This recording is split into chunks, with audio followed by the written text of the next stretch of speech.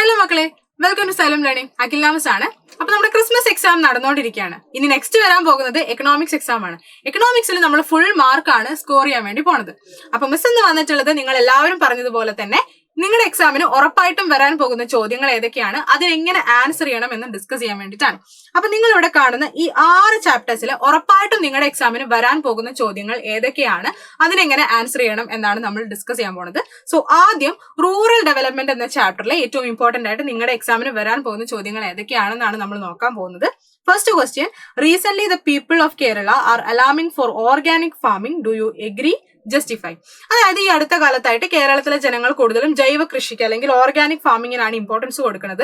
നിങ്ങൾ അതിനോട് യോജിക്കുന്നുണ്ടോ എങ്കിൽ ജസ്റ്റിഫൈ ചെയ്യാൻ വേണ്ടി പറയുന്നുണ്ട്. അപ്പൊ ഇവിടെ നിങ്ങൾ എഴുതേണ്ടത് ഉറപ്പായിട്ടും ബെനിഫിറ്റ്സ് ഓഫ് ഓർഗാനിക് ഫാമിംഗ് ആണ്. നിങ്ങൾ യോജിക്കുന്നുണ്ടോ എന്ന് ആദ്യം എഴുതണം, എന്നിട്ട് ബെനിഫിറ്റ്സ് ആണ് എഴുതേണ്ടത്. ഈ സെയിം ക്വസ്റ്റ്യൻ തന്നെ പല രീതിയിലും നമ്മളോട് ചോദിക്കാറുണ്ട്. ബെനിഫിറ്റ്സ് ഓഫ് ഓർഗാനിക് ഫാമിംഗ് അത് ചിലപ്പോൾ ഡയറക്റ്റ് ആയിട്ട് ചോദിക്കും, അല്ലെങ്കിൽ ഇതേപോലെ വേറെ ഏതെങ്കിലും രീതിയിൽ ചോദിക്കും. എങ്ങനെ ചോദിച്ചു കഴിഞ്ഞാലും നിങ്ങൾ എഴുതേണ്ടത് ബെനിഫിറ്റ്സ് ഓഫ് ഓർഗാനിക് ഫാമിംഗ് ആണ്. ഇത് ഉറപ്പായിട്ടും നിങ്ങളുടെ എക്സാമിന് ചോദിക്കുന്ന ഒരു ചോദ്യമാണ്. സോ നിങ്ങൾ ഏതൊക്കെ പോയിന്റ്സ് ആണ് ഇൻക്ലൂഡ് ചെയ്യേണ്ടത്? Organic food has high nutritional value. വളരെയധികം പോഷക ഗുണമുള്ള ഫുഡാണ് നമുക്ക് ഓർഗാനിക് ഫാമിംഗ് വഴി കിട്ടുന്നത്. Then it's labour intensive, it generates more employment. Organic ഫാമിംഗിൽ നമ്മൾ ഓർഗാനിക് ആയിട്ടുള്ള പെസ്റ്റിസൈഡ്സും ഫെർട്ടിലൈസേഴ്സും ആണ് യൂസ് ചെയ്യുന്നത്. അത് ഉണ്ടാക്കാനായിട്ട് ഒരുപാട് ലേബേഴ്സിന് ആവശ്യമുണ്ട്. So it creates more employment opportunities. Then organic food has huge international market. പുറം രാജ്യങ്ങളൊക്കെ ഒരുപാട് അട്രാക്ട് ചെയ്യുന്നുണ്ട് നമ്മുടെ ഓർഗാനിക് ഫുഡിനെ. അതുകൊണ്ട് തന്നെ എക്സ്പോർട്ടിലൂടെ ഒരുപാട് ഇൻകം നമുക്ക് ഏൺ ചെയ്യാൻ വേണ്ടി പറ്റും. Then it's eco friendly and sustainable.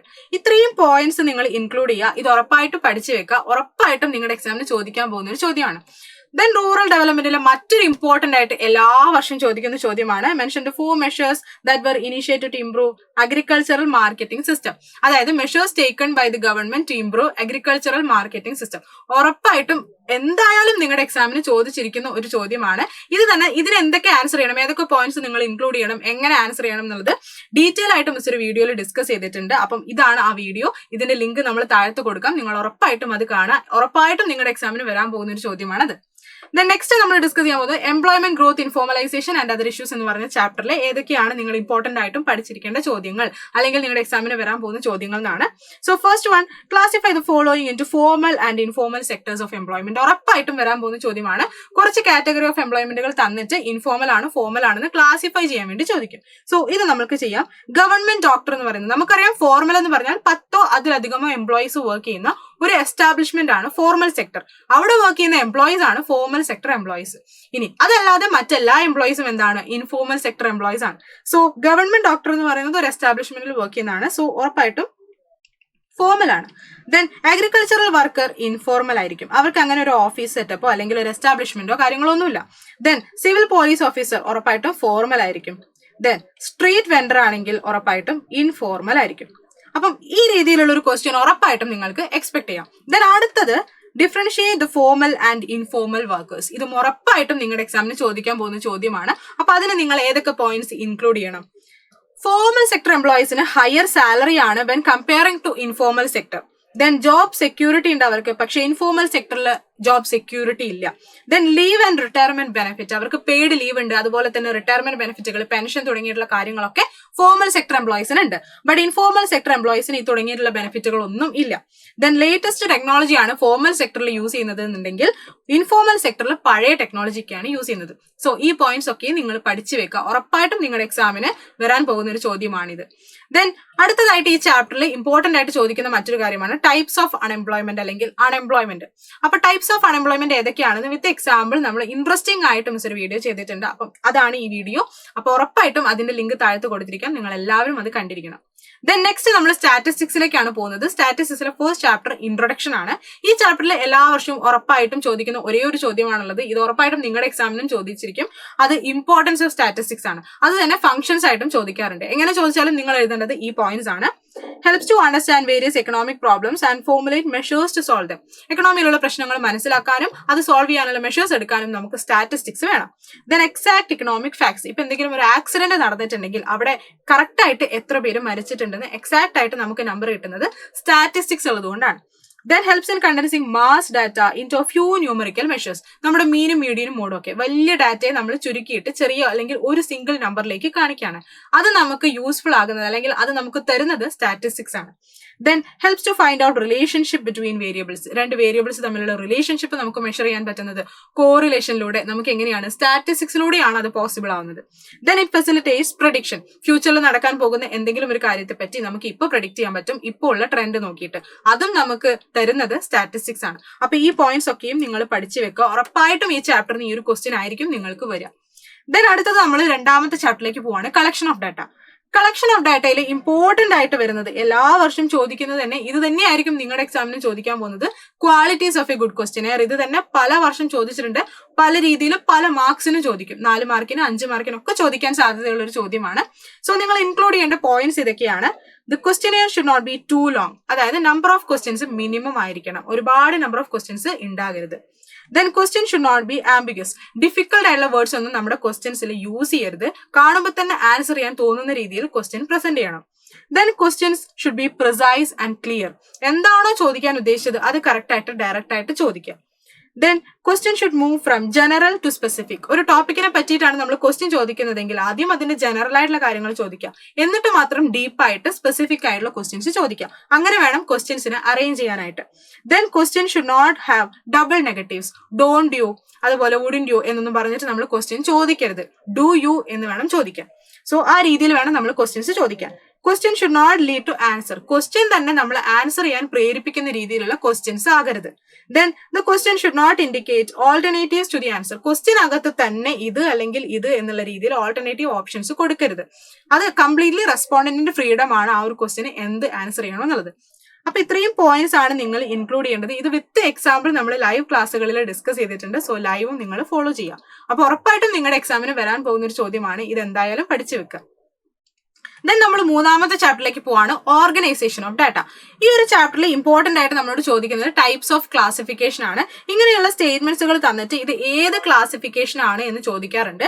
അപ്പൊ നമുക്ക് മെയിൻ ആയിട്ടും 4 ടൈപ്പ് ഓഫ് ക്ലാസിഫിക്കേഷൻസ് ആണുള്ളത്. ക്വാളിറ്റേറ്റീവ്, ക്രോണോളജിക്കൽ, ജോഗ്രഫിക്കൽ അല്ലെങ്കിൽ സ്പേഷ്യൽ എന്നും പറയും.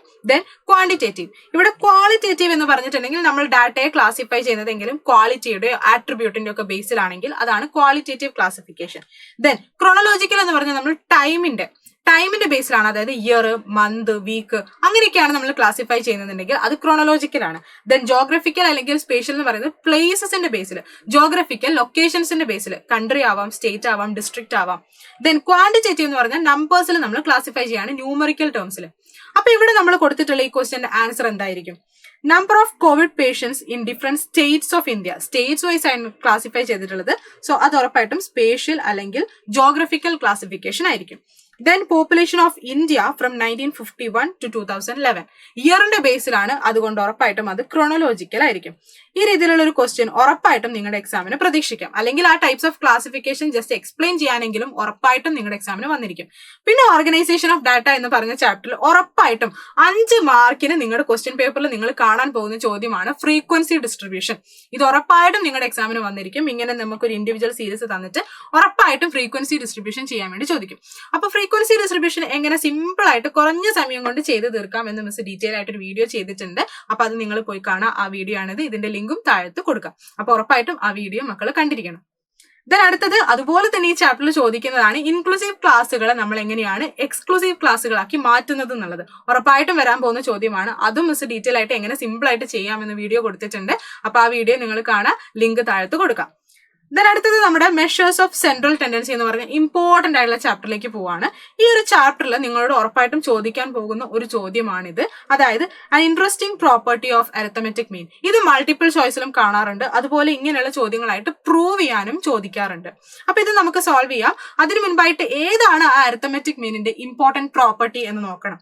അത് മറ്റൊന്നുമല്ല, നമുക്കൊരു ഇൻഡിവിജ്വൽ സീരീസ് തന്നിട്ടുണ്ടെങ്കിൽ ആ ഒരു ഇൻഡിവിജ്വൽ സീരീസിന്റെ അരിത്തമെറ്റിക് മീൻ കണ്ടുപിടിച്ചിട്ട് ആ അരിത്തമെറ്റിക് മീൻ ഓരോ ഐറ്റത്തിൽ നിന്നും കുറച്ച് കഴിഞ്ഞിട്ട് ആ കിട്ടിയിട്ടുള്ള വാല്യൂസിന്റെ ടോട്ടൽ എടുത്തു കഴിഞ്ഞാൽ അത് എപ്പോഴും 0 ആയിരിക്കും. നമുക്കത് പ്രൂവ് ചെയ്യാം.